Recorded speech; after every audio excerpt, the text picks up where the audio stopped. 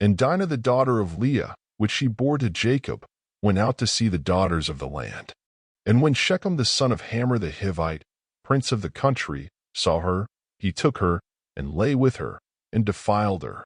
And his soul joined to Dinah the daughter of Jacob, and he loved the damsel, and spoke kindly to the damsel. And Shechem spoke to his father Hamor, saying, Get me this damsel to wife. And Jacob heard that he had defiled Dinah his daughter. Now his sons were with his cattle in the field, and Jacob held his peace until they were come. And Hamor the father of Shechem went out to Jacob to commune with him. And the sons of Jacob came out of the field when they heard it, and the men were grieved, and they were very wroth, because he had worked folly in Israel in lying with Jacob's daughter, which thing ought not to be done. And Hamor communed with them, saying, The soul of my son Shechem longs for your daughter. I pray you give her him to wife. And make you marriages with us, and give your daughters to us, and take our daughters to you. And you shall dwell with us, and the land shall be before you. Dwell and trade you therein, and get you possessions therein. And Shechem said to her father and to her brothers, Let me find grace in your eyes, and what you shall say to me I will give.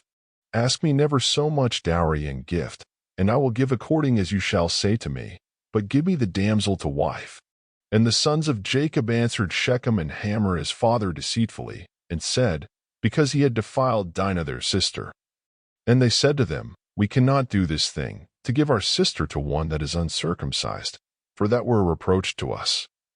But in this will we consent to you, if you will be as we be, that every male of you be circumcised. Then will we give our daughters to you, and we will take your daughters to us, and we will dwell with you, and we will become one people.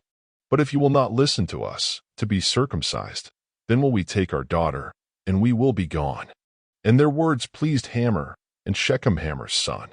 And the young man deferred not to do the thing, because he had delight in Jacob's daughter, and he was more honorable than all the house of his father. And Hamor and Shechem his son came to the gate of their city, and communed with the men of their city, saying, These men are peaceable with us, therefore let them dwell in the land, and trade therein. For the land, behold, it is large enough for them. Let us take their daughters to us for wives, and let us give them our daughters. Only herein will the men consent to us for to dwell with us, to be one people, if every male among us be circumcised, as they are circumcised.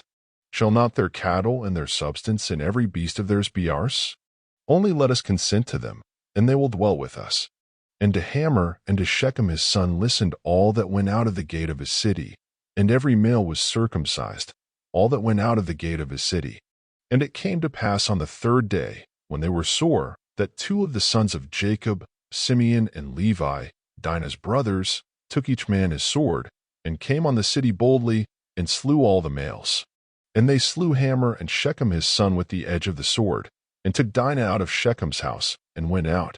The sons of Jacob came on the slain, and spoiled the city, because they had defiled their sister. They took their sheep, and their oxen, and their asses, and that which was in the city, and that which was in the field, and all their wealth, and all their little ones, and their wives took they captive, and spoiled even all that was in the house. And Jacob said to Simeon and Levi, You have troubled me to make me to stink among the inhabitants of the land, among the Canaanites and the Perizzites, and I being few in number, they shall gather themselves together against me, and slay me. And I shall be destroyed, I and my house. And they said, Should he deal with our sister as with an harlot?